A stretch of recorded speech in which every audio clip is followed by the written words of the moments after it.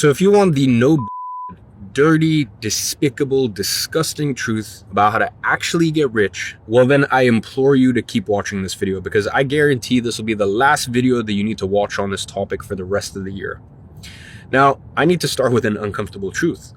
The realest things in life are a juxtaposition, okay? They are directly conflicting, but they work. They're a contradiction of some sorts. Now, this is something that's been playing on my mind quite a bit. I'm just coming back now from a new office that I just made an offer on, the most insane location right at the heart of the financial center here in Dubai. And this is for my company, Consulting.com, that I wrote a very, very, very, very large check to purchase outright. This company has been operating for a decade at this point, and we work with about 20,000 clients per year, all the way from large enterprise businesses in our space doing $10 million a month, all the way to small business owners right at the beginning of their entrepreneurial journey. And I'm always trying to spot patterns because we have a lot of data. As I said, we work with so many clients, and outside of being the owner of Consulting.com, I'm also the co-owner of WAP. And on WAP, people make over $200 million a month on our platform as it currently stands. And that's growing crazy month on month on month. So I just see a lot. And as I see a lot, I always try to step back and, as I said, recognize a pattern. I'm like, is there something that between all of these individuals and all of these businesses, is there a common thread? Is there something that when I spot it, it's very indicative that this person will not only do well for themselves, but well and truly be rich? And in this video, I will tell you what that is. Now, quick word of warning, as I mentioned, it is a contradiction, but the best things in life are always contradictions, because most of what actually works in life looks contradictory, at least on the surface. Let's think about a few things. Discipline plus freedom, ambition plus patience, and really the topic of this video, which is respecting money, but at the same time being indifferent towards it. And I hope you understand the severity of this topic, because if you get this wrong, money either controls you or it avoids you entirely. Most people simply have a broken relationship with money, okay? People don't hate money, they just project onto it. Growing up, people say, oh, money changes people, more money, more problems, rich people are greedy. And there's a underlying core issue here, okay? People attach identity and emotion to money, and they don't understand its function at its core, okay? You need to understand that money is not moral, it's infrastructure, okay? Let's use another example in life. You don't respect electricity, you understand it, but you don't have an emotional attachment to electricity, okay? It's simply a tool, it's something that serves you, it's something you utilize, it's energy, it's a way to improve your life. It's something you respect, it's something you should appreciate, should cherish, but it doesn't have a grasp or a chokehold on your sense of self. So you need these two sides of you, okay? First things first, you need to respect money. And I can tell you, as someone who has been in the space for 10 years, as someone who has the back-end data for all these entrepreneurs in their mid-20s, mid-30s, I can tell you that a lot of them, unfortunately, do not respect money. Even though many of them I've tried to help, I've tried to advise, I've tried to be an older brother of some sorts, because, I've made many, many, many mistakes. I've done things out of ego. I have made foolish investments, foolish decisions, short-term decisions. I have done it all, okay? And with all of that being said, I've still managed to not only have a lot of inflow of money, but also then multiply that money many, many, many, many times over. So listen, I've done it well for myself in life. And, by the grace of God, I've been very fortunate to be in that position. And it breaks my heart to see. But I think also sometimes, like, people in a sense get what they deserve. And I really do hope you understand, especially if you are someone that's been fortunate enough, or I guess also unfortunate enough, because it can be the biggest blessing and the biggest curse at the same time when you come into a lot of money at a young age. I hope you understand that it doesn't last forever. There'll be good months, there'll be bad months, there'll be good quarters, there'll be bad quarters, there'll be good years, there'll be bad years, and everything you do in life will decay. I've seen many a time where people start making some money and they think, okay, well, I found a system that works, and then this will just keep working for the rest of my life. And it's really not that simple. First things first, systems, as I said, always decay. Their natural tendency is always to decay.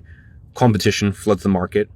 There is also novelty wears away. So what is new and novel eventually becomes boring and old and uninteresting. So you have to be so ahead of the game. And I also think the money runs away from you, I said, when you don't respect it. Why would someone want to move towards a custodian that doesn't respect it? You know, if someone doesn't treat you well, would you want to move towards them? No, of course not. And, you know, as I said, there's that side of yourself that needs to exist. I've made many a mistake. You know, I'm not sitting here saying I'm perfect. I've made many a mistake in my career. But all in all, I would say I'm quite pleased with the way that I have respected money as time has gone on. And I also think a lot of that is how you're raised and where you come from and certain things that you go through growing up. And then also as you grow older, what influences you have and maybe what you define as success. I will say I think it's a bit unfortunate. I think some people do look online and they see supercars and toys and this and that, and they think that's success. And, you know, I've even been put up in that light before, even though, you know, it's such a tiny part of my net worth. And in fact, a lot of the toys I have, I end up making money on them, but that's a separate discussion. You know, unfortunately, some people haven't lived long enough to understand that there's a very large asset class of alternative assets, which a lot of cars and especially a lot of watches of which I've made millions of dollars wearing. But anyways, I said that's a separate conversation. My point is, when you have influences, and I've seen it a lot, especially people in their 20s and 30s, they listen to a lot of rap culture and whatnot, and they do not respect money. And when you don't respect money and when you are braggadocious and this and that, like, I don't care. With my team, I get pissed off when I'm spending $50 or $100 a month on a subscription that we don't need. Is that going to change my life? No, not at all. I'm pissed off when we overpaid for something when we didn't need to. I'm pissed off on my team when they didn't negotiate. Okay, cool. If we pay for this in full, if I'm paying for something in full, whether that's me personally or my company, and we can negotiate something and pay in full and save 20%, that's the equivalent of me making 20% in the market. So why would I not take that if we know that we're using it for the year? Okay, so my point is, it doesn't matter how far along you get in life, you need to respect money. And I hope that you understand that when you see certain individuals online that don't respect money or talk about it in a certain way, or it's, you know, everything's like a throwaway, like, oh, I have so much money, I don't know what to do. And then, yeah, like, I know what goes on behind the scenes, and it's not pretty, and that's not real money. And I can tell you that's the sort of people that money will run very far away from. Okay, you need to respect it. You need to respect it. Money will always test your character, okay, before it rewards competency. Quite simply, these individuals don't respect money, so money doesn't stick around. And now we have the juxtaposition. We have the opposite side. And I see this as well. And it also does in my head in. And this is why, like, all conversations in life are nuanced, okay? So, you know, it's funny. I've even been pinned up as, oh, he lives so lavish. And it's like, okay, respectfully, if I spend 15% of my distributions, aka what I pay myself, in salary and bonus for my companies, and there's many companies I don't take any money out of, and that also doesn't factor in my investments, of which in 2025 I made multiple 8 figures from, I think I'm allowed to spend some money, right? So like, there's the one camp which is like, if you spend any money, well, then you're XYZ. And then there's the other camp that doesn't respect money, and everything in life is a balance, okay? So I see the opposite side of people who hoard and stagnate money. And you need to understand that money is simply stored energy, and energy must move. Okay, that energy must go somewhere. So please do not turn into the second extreme, which is the people who freeze, hoard, and overprotect. Okay, as I said, money is simply stored energy. Energy that doesn't move decays. Okay, now bear in mind, I'm not saying you need money to come in and then just leave and it goes on. No, what I'm talking about are the people who never reinvest, never take calculated risks, and basically just hoard cash and want to hoard all this energy, and instead don't want to distribute this asset that they have, okay? They protect money so much that it slowly rots, okay?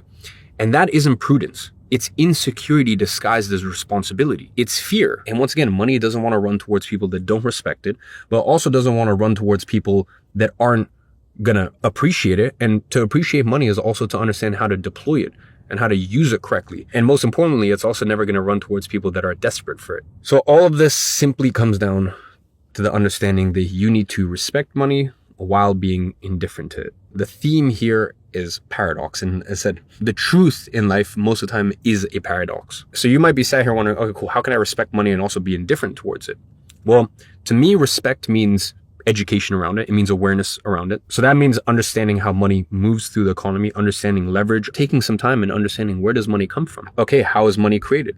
All right, well, the government doesn't print them. All right, understanding who is the Federal Reserve. Okay, it's not the government. Understanding what is money backed by, or in fact, the lack of what is backed by. To me, when you respect something, it means that you research it, you appreciate it, and you also appreciate the consequences of it.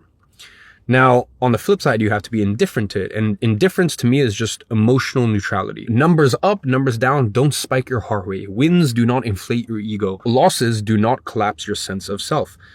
The main takeaway here is that the moment money excites you or scares you, you've lost. Okay, you're a slave to money. And I'll be honest, I think everyone can make a incredible living in life. And I think everyone can be successful. Do I think everyone has what it takes to be extremely wealthy? No.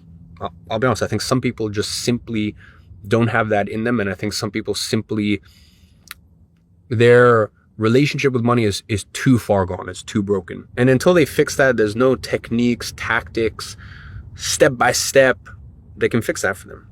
Now, I think you can have very, very wrong beliefs around money and still make 10, 20, even 30 grand a month. But I'm talking about like real, like serious wealth. You simply cannot build something of that scale with a fragile nervous system. So I think just so you understand, like when you look at why have people been blessed with so much money, I will say a lot of it is luck and God's grace. Anyone who's truly successful and doesn't acknowledge that is just lying to themselves and the world. But I think one of the other big reasons and one of the other big factors is that capital flows to calmness. What I mean by that is money trusts people who don't need it emotionally. Okay, it flows to those who allocate it well. So because I want to respect your time and, with risk of sounding like a broken record, really just to summarize it, respect money enough to understand it, but be indifferent enough to not worship it. The people who chase money repel it. The people who understand it attract it. So with that being said, I hope today's message landed for you. It's something that I've been thinking about a lot. And with that being said, I'm incredibly excited to show you guys the new office. It's on the smaller side for us, at least. We have 2 offices in New York, one for WAP and one for one of our other businesses. It's only about 1,500 square feet, but I'm based in Dubai 6 months a year. So I wanted another office just for my main home base. And I'll be inviting a lot of our consulting.com clients there in person. I love to get as much feedback and perspective and one-on-one time with our clients as humanly possible. So excited to show you guys that. I hope you took something away from today's video. And as always, I'm watching from afar and I'm rooting for you.